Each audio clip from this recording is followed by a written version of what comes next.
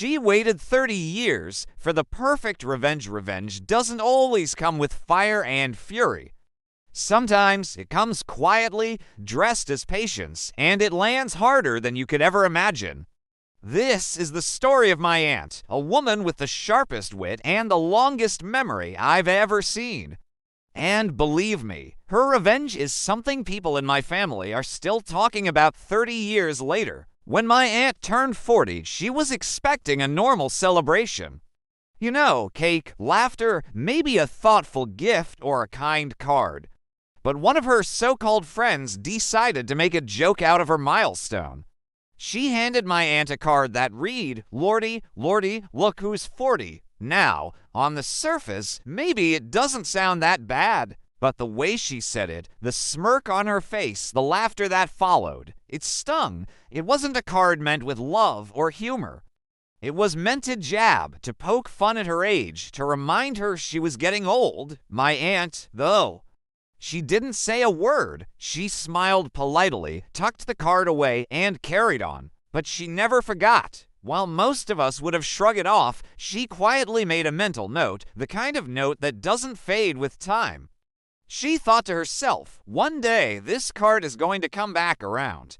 Not today, not tomorrow, but someday life went on. Years rolled into decades. The friend who gave her that card had her own ups and downs, her own birthdays, her own celebrations. No one thought about that silly card anymore. No one except my aunt. She kept it safe, neatly folded, tucked into a drawer where only she knew. It wasn't about bitterness or obsession. It was about timing. My aunt believed that some things were worth waiting for, and the perfect moment always arrives. Fast forward 30 years, that same friend is about to celebrate her 40th birthday. She's throwing a little party, inviting family, neighbors, and, of course, my aunt. Everyone's buying balloons, gifts, flowers, but my aunt. She pulls out a slightly yellowed, decades-old card. The same one she received all those years ago. The corners were a little bent, but the words were still bold and mocking. Lordy, Lordy, look who's 40. Now here's where it gets brilliant. My aunt didn't just give the card back.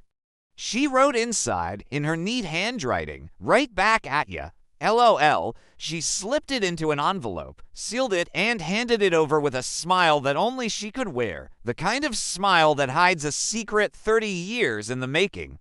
When her friend opened it in front of everyone, the room went quiet. At first, confusion, then recognition, then shock. The color drained from her face as she realized what she was holding. That wasn't a new card. That was the exact same one she had given my aunt 3 decades ago, and now it had come back to haunt her. The room erupted in laughter, not cruel laughter, but the kind that comes when everyone witnesses something genius. People were clapping, some gasping, some couldn't believe my aunt had kept it for so long, and the friend, she was speechless. For the first time, she felt the sting, the embarrassment, the weight of her own words, only magnified by 30 years of patience. And my aunt, she just sipped her drink and said calmly, "Some things are worth waiting for." That was it. No anger, no outburst, no big speech, just a simple, devastatingly perfect act of patience and wit. This wasn't just about a birthday card. It was about teaching a quiet lesson, that words and actions, even the little ones, can echo for years. That mocking someone for something as natural as age can come back to bite you. And that sometimes the sweetest revenge isn't loud or destructive. Sometimes it's as simple as waiting for the right moment, then handing someone their own joke right back. My aunt's revenge became legendary in our family. People still talk about it at gatherings. Even now, it gets brought up whenever someone gives a gag gift or a cheeky card.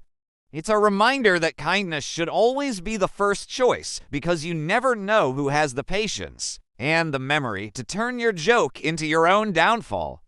And maybe that's the biggest lesson here. Revenge doesn't have to be ugly.